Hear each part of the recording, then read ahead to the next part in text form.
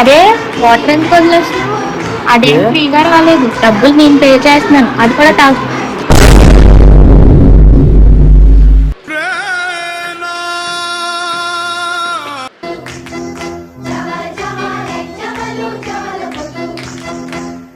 ఇది ఎందుకు వదిలేసావు? ఏం ఫ్రీగా రాలేదు, డబ్బులు నేను ఇస్తున్నాను, తాగు, ఫుల్గా తాగు.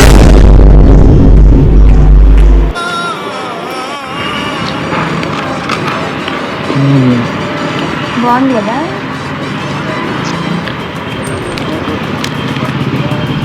ఆగాగు, నేను చేస్తాను పేమెంట్.